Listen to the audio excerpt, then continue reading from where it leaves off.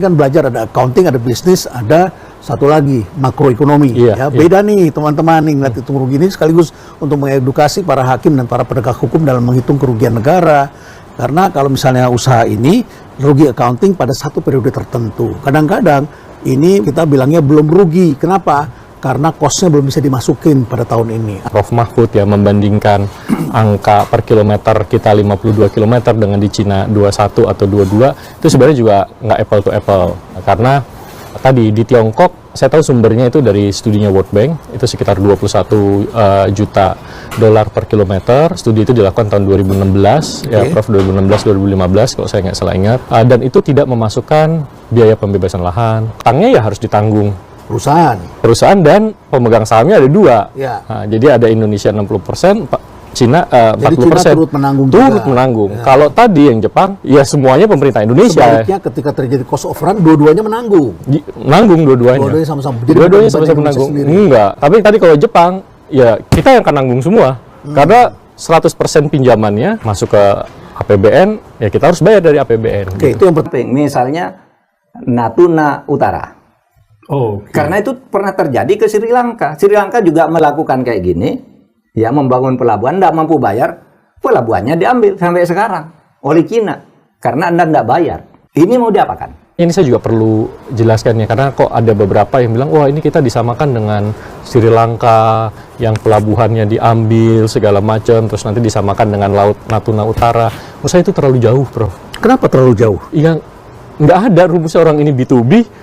Ya nggak bisa bayar ya kita restru bareng-bareng, dan Anda pemegang saham Cina juga pegang 40% gitu ya. Ini nggak ada nih, maksudnya pemerintah menjaminkan apa gitu ya, pulau atau apa, nggak ada gitu. Ini mengancam masa depan kedaulatan kita, bangsa kita, rakyat kita dan sebagainya, karena ini hutang yang sangat besar dan sangat aneh, merupakan satu bisnis B2B, business to business, BUMN dan BUMN sana, agar referensinya jelas, tidak disangka mengada-ada. Saya akan menjelaskan solusi ini dari sumber terpercaya, Dialog Prime-nya itu menghadirkan Agus Pambagio. Menurut Agus Pambagio, yang saya tonton itu, rugi negara. Ini atas ide siapa? Kata Agus. Kok bisa dari Jepang pindah ke situ dan biayanya besar? Atas ide saya, kata Jokowi. Kata Presiden, atas ide saya sendiri, gitu. Ya sudah, kalau sudah ide Bapak, mau jadi kebijakan, kita nggak bisa apa-apa, pergi si Agus. Ternyata sekarang nggak mampu bayar. Saya dipanggil, saya bilang, Pak, ini ide siapa? Ide saya, Mas. Saya hampir jatuh dari kursi. Kaget kan? Saya ingatkan. Saya hanya mengingatkan. Kita ini tidak butuh kereta cepat, belum lah. Kita nggak punya cash, pasti ngutang, iya. Lalu saya ingatkan bahwa itu pasti rugi, nggak apa-apa, bisa. Ya sudah, kan kalau saya ditanya, siapa yang orang bertanggung jawab? Ya yang membuat ide itulah. Sebetulnya kan hampir semua proyek besar di dunia ini kayak begini nasibnya nih. Saya kemarin pergi ke khusus untuk melihat gitu ya, karena banyak orang tanya IKN gimana. Saya lihat apa sih proyek yang multi years. Lihatlah saya itu Sydney Opera House gitu, yang dibangun tendernya tahun 1956-57, kemudian mulai go-nya tahun 59, lalu kemudian tahun 65 itu hampir mangkrak, ribut karena ganti pemerintah, arsiteknya kabur, pulang ke negaranya, udah marah sekali dia. Ya baru diresmikan tahun 73, 16 tahun tuh semuanya tuh Mas Ito. Ya melalui berbagai persoalan, tapi rakyatnya minta diterusin gitu ya. 16 tahun dan dengan biaya yang sangat besar, tapi hari ini mereka sudah dapat setiap tahun tuh lebih dari 10 juta orang berkunjung ke Sydney begitu, dan pendapatannya karena pertunjukan jadi besar. Dan kita kan ke Singapura semuanya hari ini. Kenapa banyak sekali ekonom dan ahli-ahli finance dan teman-teman ini tidak sepaham ini? Kalau seperti ini kan sebetulnya kita kalau belajar bisnis kita paham nih. Kalau kita di fakultas ekonomi kan belajar ada accounting, ada bisnis, ada satu lagi makroekonomi. Beda nih teman-teman nih ngeliat hitung rugi ini sekaligus untuk mengedukasi para hakim dan para penegak hukum dalam menghitung kerugian negara. Karena kalau misalnya usaha ini rugi accounting pada satu periode tertentu. Kadang-kadang ini kita bilangnya belum rugi. Kenapa? Karena cost-nya belum bisa dimasukin pada tahun ini. Atau belum untung. Kenapa? Kita kontraknya udah ada, tetapi belum bisa dimasukkan karena ada PSAK-nya di situ ya. Di pernyataan standar akuntansi keuangan Indonesia yang mengatakan ini belum bisa. Tapi begitu masuk bulan berikutnya, wah nafas kita lega karena sudah bisa diinikan. Tapi secara bisnis bisnis ini tetap bisa jalan. Jadi rugi bukan berarti bangkrut. Nggak sama ya. Nggak sama. Ini penting sekali. Bisnis itu biasa melihat tren. Tren, kemudian cash flow-nya, bukan hanya sekedar bottom line-nya. Dan tentu kemudian ada negosiasi di situ. Ini bisnis. Lalu ekonomi, melihat lagi keuntungan kerugian negara. Ini harusnya kerugian negara dari situ. Ketika jalan, dia ada kegiatan ekonomi nggak yang muncul? Berapa banyak jumlah orang yang bisa bekerja di situ? Kemudahan orang melakukan transportasi, penghematan subsidi BBM karena sebagian orang bisa berpindah pakai kereta ini, pendapatan negara dari pajak-pajak dan sebagainya. Ya. Lalu kemudian ketika ekonomi di Padalarang atau di Tegaluar kemudian bisa berkembang, berkembang. Sekarang banyak tentara tuh naik kereta pulang hari karena rupanya ikut pelatihan di Cimahi pulang pergi begitu dan bisa ketemu keluarganya kembali karena dari Padalarang ke Cimahi tinggal naik feeder itu sebentar, cuma berapa menit begitu. Nah, ekonomi bergerak, Lembang kemudian jadi maju, banyak orang sekarang pengen pergi dari Tegaluar ke Garut dan sebagainya. Tempat wisata mungkin itu harus dihitung tentunya. Ya, jadi keuntungannya. Menurut perhitungan pihak Indonesia, biaya per 1 kilometer kereta Wus itu 52 juta US dollar. Tapi di Cina sendiri hitungannya 17 sampai 18 juta US dollar. Naik 3 kali lipat kan? Ini siang naikkan siapa, uangnya kemana? Naik 3 kali lipat, 17 juta US dollar. Ya, dolar nih. Amerika, bukan rupiah. Per kilometer menjadi 52 di Indonesia. Nah, itu markup harus diteliti. Siapa dulu yang melakukan ini? Saya mesti jelaskan sedikit bagi Anda yang awam, karena kurs itu tiap mata uang itu berubahnya berbeda-beda. Ya, depresiasi mata uang setiap bangsa beda-beda. Yen itu bagaimana, yuan itu bagaimana, dolar itu bagaimana. Jadi perubahannya terasa sekali bagi Indonesia yang kalau di-translate kita konsumennya bayar rupiah begitu Ini yang jadi masalah. Jadi angka itu ada depresiasinya yang harus dihitung secara matematikanya. Kurang lebih gitu ya. Jadi Anda agar pahami. Makanya bunga ini berbeda, jadi berbeda juga maknanya bagi kita. Jadi pada waktu tender, itu yang dibandingkan itu tidak termasuk biaya pembebasan tanah. Hanya biaya per kilometer konstruksi dan kemudian biaya operatingnya. Operating, construction gitu-gitu yang diasumsikan. Jadi kalau kita tidak menghitung biaya lahan, sementara di Indonesia ini ada 2 hal yang mesti dipertimbangkan. Ya, tolong saya dikoreksi kalau saya salah. Satu, itu adalah Indonesia. Tanah itu adalah ganti untung, bukan ganti rugi. Dan tanah di Indonesia itu adalah SHM. Ini beda dengan tanah di kerajaan. Ya, daerah kerajaan Saudi, kerajaan yang lain-lain itu beda tuh ya. Tanah milik raja. Yang kedua, di negara komunis ini juga berbeda dengan di negara kita Republik Demokrasi seperti ini. Ya, jadi pembebasan tanahnya nggak bisa dong seperti di negara komunis orang pindah begitu aja. Kalau di kita nggak dong ya. Sudah begitu diganti untung begitu ya. Prosesnya panjang dan banyak orang yang spekulasi ngintip di mana dibeli duluan calonnya main dan sebagainya. Apa yang disebutkan oleh Pak Agus, Prof Mahfud ya, membandingkan angka per kilometer kita 52 km dengan di Cina 21 atau 22, itu sebenarnya juga nggak apple to apple. Karena tadi di Tiongkok, saya tahu sumbernya itu dari studinya World Bank, itu sekitar 21 juta dolar per kilometer. Studi itu dilakukan tahun 2016, ya Prof, 2016-2015 kalau saya nggak salah ingat. Dan itu tidak memasukkan biaya pembebasan lahan. Kalau di Cina kan ya nggak ada, Prof, bebasin lahan kan. Ya semuanya dia negara yang akan mengambil alih gitu ya. Terus kemudian tidak ada biaya sewa frekuensi untuk komunikasi, itu juga cukup mahal. Itu proyek di Indonesia juga cukup mahal. Terus tidak ada interest during construction gitu, karena semuanya dari sisi government yang support ya. Terus beberapa pembangunan fasilitas umum apa segala macam itu disubsidi sama pemerintah gitu. Jadi di sana begitu. Iya, dan ada satu juga yang perlu dibedakan adalah karakteristik konstruksinya. Jadi kalau misalnya kita melewati daerah yang relatifly tanahnya bagus, kuat, terus kita nggak perlu bikin jembatan, nggak perlu bikin terowongan, ya itu tentunya cost per kilometernya beda. Nah, apalagi yang kita ke Bandung itu melewati. Iya, ke Bandung ada 11 tunnel gitu ya, terus strukturnya ada yang at grade gitu ya, tapi banyak juga yang ada harus layang, Prof, ya itu akan menambah biaya gitu. Jadi memang kalau untuk membandingkan secara simple apple to apple itu hampir mustahil gitu, sederhana gitu ya. Harus dilihat apakah konturnya, terus kemudian struktur tanah. Kita ngalamin Prof di Purwakarta ada satu terowongan tanahnya ambrol. Jadi si Cinanya juga bingung ketika dia melakukan geotek, kayaknya ini aman-aman aja, tapi ketika udah mulai bangun masuk gitu, kalau musim kemarau kuat, begitu kena air itu ambrol. Waktu saya sempat masuk dan itu yang sempat ada korban saat itu ya? Enggak, kalau ini enggak. Kalau ini enggak. Jadi saya sempat masuk dan lihat, oh ini jadi kayak pasir tanahnya gitu. Itu kita cukup lama menghandle isu itu. Jadi itu juga menimbulkan delay ya. Dan perlu diingat proyek ini juga kira-kira 4 tahun ya Prof ya, delaynya ya. Tadi kan 2019 dijanjikan, tapi baru selesai di 2023 gitu. Jadi ada komponen-komponen biaya ini yang menurut saya tadi ya nggak bisa kalau kita hanya sekedar satu angka dibanding satu angka gitu ya. Kalau kita tidak membandingkan karakteristiknya apa segala macam itu sulit. Saya ambil contoh juga ada satu jalur pertama Prof ya, yang dibangun di Tiongkok kereta cepat itu Beijing-Tianjin. Beijing-Tianjin, Nah, itu kira-kira 117 km tahapan awal.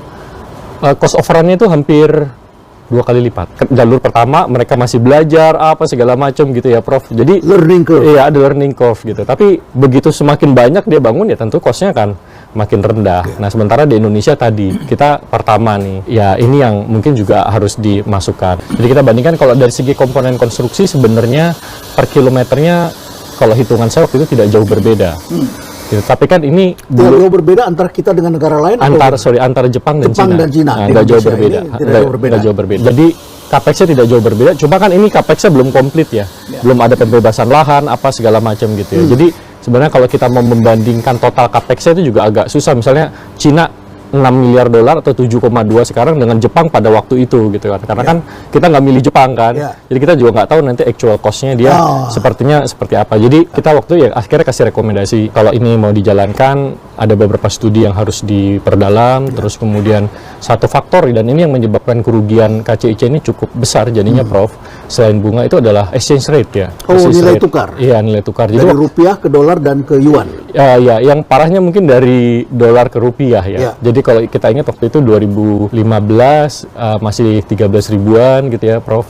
Terus sekarang kan kita 16.400 ya. Sementara yuan waktu itu kalau nggak salah dari di bawah 2.100 sekarang relatif sama lah gitu. Jadi memang tidak terdepresiasi selama ya dikit 10 lah tahun ini. Ya, jadi depresiasi dari rupiah akibat penguatan US dollar ini yang salah satu kontributor loss-nya karena tadi kan currency-nya rupiah tapi pinjamannya kita dalam US dollar. Konsumen bayar rupiah, pendapatan perusahaan rupiah, tetapi bayar rupiahnya dalam dolar. Dan ini waktu itu kan sampai 40 tahun. Jadi salah satu rekomendasi kita harus ada hedging terkait dengan currency ini. Ada kesepakatan lah gitu. Ya udah habis itu udah kita kasih rekomendasinya Prof. Ya sudah waktu itu kita udah nggak terlalu terlibat lagi sampai ya itu tadi 2020 lah waktu Pak Luhut jadi Kemenko Marves Jokowi periode kedua. Pak Jokowi periode kedua, Menteri BUMN-nya Pak Erik ya kita diminta untuk membantu ini gitu. Ini masalahnya yang harus dicari secara hukum nih. Dulu pada awalnya ya rencana kereta api cepat yang kemudian bernama WUS ini adalah perjanjian G2G, government to government, antara pemerintah Jepang dengan pemerintah Indonesia. Disepakati pada waktu itu berdasar hitungan ahli dari UI dan UGM itu bisa dibangun dengan bunga 0,1% dengan Jepang. Tiba-tiba sesudah Jepang minta kenaikan sedikit gitu oleh pemerintah dibatalkan, dipindah ke Cina dengan bunga 2%. Tiba-tiba 2% dengan overrun, pembengkakan kemudian menjadi 3,4%. Yang terjadi itu. Nah sekarang kita tidak mampu bayar. Ini yang harus diteliti karena ada dugaan makar. Yang ini saya kira publik juga perlu tahu, Prof. Dua proposal ini memiliki karakteristik fundamental yang berbeda. Oke, apa itu perbedaannya? Yang utama adalah waktu itu Jepang mau membiayai proyek ini kalau pinjamannya itu ke negara, ke pemerintah. Jadi ini milik pemerintah Indonesia kemudian memberikan jaminan. Bukan jaminan nih Prof. Jadi utangnya dikasih ke pemerintah Indonesia. Pemerintah Indonesia nanti akan membangun konstruksinya, kita pakai kontraktornya Jepang. Ya, jadi sama kira-kira mungkin mirip dengan MRT yang sekarang gitu ya. Jadi pembayaran utang menggunakan APBN secara langsung. Kalau dari Cina itu ya udah pinjamannya diberikan kepada perusahaan joint venture antara Tiongkok dan Indonesia, KCIC. Yang satu kepada APBN negara, yang satu ini pada perusahaan. Perusahaan itu namanya KCIC, di mana 60% Indonesia, 40% Cina, joint venture. Iya, kalau kayak gitu kan utangnya ya harus ditanggung Perusahaan dan pemegang sahamnya ada 2. Ya. Nah, jadi ada Indonesia 60%, Cina 40%. Jadi Cina turut menanggung. Ya. Kalau tadi yang Jepang, ya semuanya pemerintah Indonesia. Sebaliknya ketika terjadi cost of run, dua-duanya menanggung. Menanggung dua-duanya. Dua-duanya sama-sama. Dua-duanya sama-sama menanggung. Enggak. Tapi tadi kalau Jepang, ya kita yang akan nanggung semua. Karena 100% pinjamannya masuk ke APBN, ya kita harus bayar dari APBN. Oke, itu yang pertama. Fundamental pertama. Itu saya kira yang paling fundamental. Ketika sekarang kita mendebatkan antara Jepang dengan Cina, ini tidak apple to apple ya. Karena proposal yang pertama itu adalah proposal hanya biaya per kilometer untuk konstruksi dan juga untuk operatingnya. Sedangkan setelah jadi, Jepangnya kita nggak tahu karena menang. Sedangkan setelah jadi, ini biayanya konstruksi plus operating plus pembebasan tanah. Plus dengan memasang signal dan lain sebagainya. Jadi itu dan satu lagi juga kalau kita mau lihat benchmark ya, proyek kereta cepat yang dikerjakan oleh Jepang juga ya. Jadi kan kita harus cari nih, yang actual dia kerjain juga di mana gitu. Ada di India, Prof, dari Ahmedabad ke Maharashtra ya. Ini kan masih estimasi karena belum selesai proyek, kita belum tahu ya. Jadi estimasi cost overrun-nya itu initial capex-nya sekitar 13 billion. Kalau saya coba cek di Google, di internet, kita cek lewat ChatGPT, apa segala macam, capex-nya kira-kira estimasi masih 20 billion. Makanya kalau kita mau membandingkan sesuatu yang masih proposal dan satu lagi yang kita udah jadi, menurut saya itu juga nggak fair. Nah, kita juga susah kan, nggak apple to apple nih. Tapi kalau kita coba lihatlah perbandingan di proyek-proyek kereta cepat lain, kita bisa tahu bahwa magnitude cost overrun yang terjadi di proyek-proyek ini itu memang luar biasa, Prof. Iya, ini proyek terjadi di dan kita lihat di Inggris gitu ya, di Taiwan. Di California itu bahkan cost overrun-nya luar biasa, sampai sekarang nggak jadi-jadi di California itu ya. Cost overrun-nya udah di atas 100 billion US dollar gitu ya. Amerika itu mahal sekali. Itu kan di bawah Kementerian BUMN ya. Banyak yang mendrive ya ininya ya. 4 BUMN-nya kan jadi pemegang saham di PSBI-nya. PSBI itu adalah PT Pilar Sinergi BUMN Indonesia. Itu yang memegang 60% saham di KCIC joint venture ini. Terdiri dari satu adalah PT Kereta Api Indonesia, lalu kemudian ada Wika, kemudian ada PTP, PTPN 8 ya. dan Jasa Marga. Kita waktu itu meminta BPKP untuk melakukan audit dan review apakah kewajaran cost overrun ini wajar atau tidak gitu ya. Jadi BPKP melakukan audit. Waktu itu dari yang diajukan ya, kita dari konsorsium Indonesia ada mengajukan, dari Tiongkok ada mengajukan, dari BPKP sebenarnya waktu itu angkanya agak lebih tinggi, ya sekitar 1,44 miliar dolar. Cost overrun-nya. Cost overrun itu adalah biaya yang di luar dari rencana semula. Tapi itu sudah melalui proses ini dari BPKP ya. Nah, tapi ketika nego sama Tiongkok sampaikan, wah ini masih ketinggian cost overrun-nya. Dia mau pokoknya maksimal 20% gitu. Jadi akhirnya disepakatilah 1,2 itu. Kira-kira 20% dari 6 miliar dolar. Dan ya angkanya itu tadi buat kita, ini angkanya lebih kecil dibandingkan tadi assessment dari BPKP. Dan kita juga minta BPKP ikut mengawasi dalam hal spending. Artinya ada pihak yang nggak dibayar atau gimana? Ya waktu itu akhirnya ada yang ditolak. Cost overrun-nya, klaimnya segala macam gitu ya. Baik dari kedua belah pihak. Termasuk yang dari Tiongkok. Sama-sama. Dia kirim apa, biayanya ketinggian, dia bersedia untuk memotong. Ya akhirnya waktu itu kesepakatan lah dari konsorsium kontraktornya. Ya beresin waktu itu, Prof, dan kemudian secara resmi di Perpres 93 2021 di Kemenko Marves kita diminta memimpin komite kereta cepat ini untuk memastikan tadi ini bisa diselesaikan proyeknya ya dengan koridor-koridor ketentuan dan peraturan yang kita miliki. Karena ada COVID, karena kerumitan, dan ini adalah negara, tanah ini kan bukan HGB di Indonesia, tapi tanah itu adalah SAM. Iya, banyak hak milik. Kebanyakan hak milik di situ. Beda dengan milik raja, ini adalah milik dari rakyat, begitu masyarakat kita. Saya mesti jelaskan dulu sedikit kepada penonton, karena ini masalah teknis yang penting sekali. Jadi di jalur Jakarta-Bandung atau Jakarta-Surabaya atau whatever lah begitu, Jakarta-Bandung gitu ya. Nah, proyeknya ini kan ada pendapatan dari penumpang ini. Ada penumpang, mungkin ada iklan, mungkin ada macam-macam lah begitu ya di situ. Nah, baik, ini yang bangun semua adalah operator di sini. Bangun semua. Nah, dalam proposal itu ada namanya pendapatan dari bisnis lain, yaitu namanya TOD. Jadi di exit area, katakan di Padalarang, ini dibangun kawasan properti, kawasan industri. Jadi itu transit, di situ orang penumpang turun, dia tinggal di situ. Ada apartemen di situ, ada kampus di situ, ada tempat bekerja, lapangan pekerjaan. Ini multiplier efeknya bisa terjadi ke sana. Dan tentu saja karena ini adalah crowd, kerumunan, ini bisnis di sini. Bisa mendapatkan pendapatan, ya.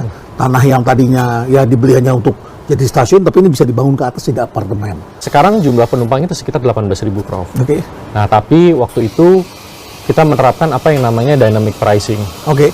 Jadi ya walaupun ini 18.000, tapi jam-jam sepi harganya murah, Diturunkan harganya. turunkan, jam-jam sibuk, weekend segala macam kita bisa 300, 330.000 segala macam. Jadi bagi Anda ini perlu saya jelaskan, dynamic pricing biasalah itu di berbagai negara mereka pakai komputer. Harga itu kalau liburan atau kalau lagi permintaan naik gitu ya, itu pasti demand tinggi tapi supply-nya makin sedikit. Apalagi kalau Anda mau pergi 1 hari sebelumnya baru beli, harganya mahal, beda dengan yang 1 bulan sebelumnya sudah booking, harganya masih murah, makanya perencanaan penting. Nah, di Indonesia beda, justru karena lagi liburan, lebaran, mudik, akhir tahun pemerintah kasih subsidi untuk nolong, untuk bikin happy masyarakatnya. Ya, supaya demand-nya naik katanya begitu. Tapi oke lah, itu namanya dynamic pricing. Jadi itu diterapkan dalam kereta Wush ini supaya jumlah penumpang naik. Jadi kalau lagi sepi, tiketnya murah. Tapi kalau lagi liburan, Sabtu Minggu harganya beda. Iya, jadi dengan dynamic pricing itu kita bisa membalance tadi, penumpangnya kan lebih kecil. Tapi karena jam-jam sibuk kita bisa mengenakan harga lebih tinggi, Prof. Jadi total revenue-nya itu kira-kira nggak jauh beda dengan total revenue asumsi awal di model kita, penumpangnya 31.000 gitu ya. Karena waktu itu kita asumsiin flat. Ini penting dalam jasa ya, karena jasa itu tidak bisa disimpan, tidak bisa masukkan gudang. Kalau tidak terjual ya hangus gitu ya. Iya, jadi akhirnya dengan itu, Prof, kalau kita ngomongkan profitabilitas ada beberapa ya. Jadi sekarang proyek ini, kereta cepat ini, kalau kita sebutnya EBITDA-nya itu sudah positif, Prof. EBITDA positif. Iya. Ini penting juga nih untuk dijelaskan kepada awam. Kita kalau jadi pimpinan perusahaan biasanya melihat ini ada pendapatan, di sini ada cost, ini dikurangi operasional nanti keluar nanti namanya EBITDA gitu ya. Jadi kalau saya boleh jelaskan sedikit, kalau EBITDA itu kita hanya menghitung pendapatan dikurangi beban-beban operasional, gaji, listrik gitu ya. Tapi kita tidak mengenakan depresiasi, capital investment. Sebetulnya ini lebih real ya. Ya ini sih, iya ini berarti ibaratnya kalau untuk menjalankan operasi, ya. Artinya kita mampu lah untuk running. Karena tadi ini udah positif. Tahun ini mungkin insya Allah kira-kira 700 miliar, Prof. Ya, jadi sebetulnya sudah surplus 700 miliar. Jadi untuk operasi ini sudah bisa berjalan sendirinya. Itu sebabnya kita perlu memahami bahwa kalau disebut rugi secara accounting itu adalah di bottom line. Ya, itu berbeda dengan bisnis. Kalau bisnis itu kan melihatnya bisa running atau tidak. Ini EBITDA ini salah satu threshold pertama lah. Threshold pertama. Ya, suku bunga.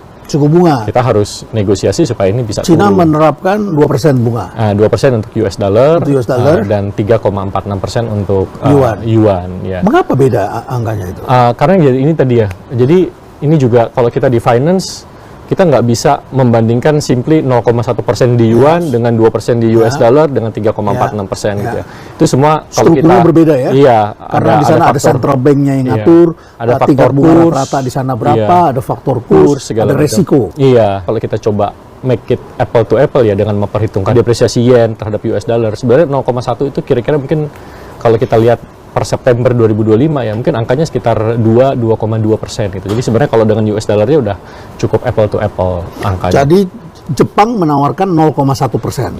Yen itu 0,1%. Tapi kalau dihitung dengan US dollar, kira-kira ditranslate menjadi sekitar 2,2%. 2 sampai 2,2. Jadi ya itu juga mungkin ya kalau kita awam kita membandingkan simple gitu sebenarnya nggak apple to apple. Nggak apple to apple. Ini bagi awam ini memang tidak mudah. Tapi katakanlah begini, Anda meminjam di Singapura dengan meminjam di London itu kan bunganya nggak sama, ya. Yang satu pakai pound sterling, yang satu pakai dolar Singapura, tidak sama. Currency di negara itu tidak sama kondisinya. Dan depresiasinya terhadap rupiah ataupun US dollar juga berbeda. Gitu, Prof. Karena kita juga di Indonesia ini kalau melakukan pinjaman dalam dolar dengan pinjaman dalam rupiah, bunganya juga berbeda begitu ya. Jadi inilah mata uang itu memang ada depresiasi, ada central bank yang mengatur masing-masing, ada supply demand dari mana dan sebagainya. Saya kira itu ada 3 komponen utama yang kita usulkan untuk ini dilakukan restrukturisasi. Dan ini juga kepentingan pemegang saham Tiongkok untuk melakukan restrukturisasi ini dengan karena KCIC juga perusahaan dia punya 40%. Cina punya 40%, dia juga rugi kalau caranya dikasih 40 tahun. Makanya ini juga yang kalau kita lihat, Prof, kalau dulu kita menggunakan skema yang Jepang, nggak ada nih pembicaraan ini. Karena apa? Semuanya ditanggung APBN. Tapi kalau ini ya kita akan ngomong sama-sama dengan Beijing Yawan ya, pemegang 40%, begini kan, nggak bisa nih TOD-nya, nggak jalan, segala macam. Kita cash flow-nya nggak cukup untuk bayar bunga, segala macam. Ya, ayo kita datang sama-sama ke CDB. Kita harus negosiasi. Jadi yang melakukan negosiasi bukan hanya pihak Indonesia dengan pemegang saham Tiongkok, iya. Sama-sama datang ke sana dan bawa proposal, ini programnya, kondisi keuangan seperti ini. Iya. Ayo kita duduk bareng-bareng. Ada aspek kabar gembiranya, EBITDA-nya dalam 2 tahun sudah positif, tetapi beban bunganya ini mahal, harus negosiasi. Yang negosiasi itu adalah tadi dipanjangin. Kalau ada 3 lah, dipanjangin, terus kemudian tadi suku bunganya kita minta turun, terus kita harus lakukan sesuatu dengan currency-nya juga ya Prof ya. Ya ini nanti akan di-exercise. Tahu saya kelihatannya mereka oke. Iya, harusnya sih mereka terbuka untuk ini ya. Jadi ya mau nggak mau gitu kan Prof, mereka harus duduk. Jadi saya kira ini yang menurut saya juga ya keuntungannya kita pakai B2B seperti ini Prof. Gitu ya. Harus diingat itu akibatnya sangat berbahaya bagi rakyat. Karena misalnya kita gagal bayar, itu kan berarti Cina harus ngambil tuh. Ini punya saya kalau gitu. Tapi kan nggak mungkin ngambil barang di tengah kota, gitu kan? Pasti dia minta kompensasi ke samping, misalnya Natuna Utara. Karena itu pernah terjadi ke Sri Lanka. Sri Lanka juga melakukan kayak gini, ya membangun pelabuhan, tidak mampu bayar, pelabuhannya diambil sampai sekarang oleh Cina karena Anda tidak bayar. Ini mau diapakan? Ini saya juga perlu jelaskan ya, karena kok ada beberapa yang bilang, wah ini kita disamakan dengan Sri Lanka yang pelabuhannya diambil segala macam, terus nanti disamakan dengan Laut Natuna Utara. Menurut saya itu terlalu jauh, Prof. Kenapa terlalu jauh? Ya nggak ada rumusnya, orang ini B2B, ya nggak bisa bayar ya kita restruh bareng-bareng, dan Anda pemegang saham Cina juga pegang 40% gitu ya. Ini nggak ada nih, maksudnya pemerintah menjaminkan apa gitu ya, pulau atau apa, nggak ada gitu. Dan ini juga saya perlu klarifikasi ya. Jadi banyak orang menyebut, wah itu pelabuhan di Sri Lanka diambil gitu segala macam. Padahal case-nya nggak begitu, dan menurut saya nggak fair buat pihak Tiongkok. Case-nya tidak begitu bagaimana? Jadi gini, yang terjadi di pelabuhan Hambantota itu, Prof, kalau di Sri Lanka itu saya pelajari kan, itu inisiatif pemerintah. Pemerintah Sri Lanka. Dia mau membangun pelabuhan ini.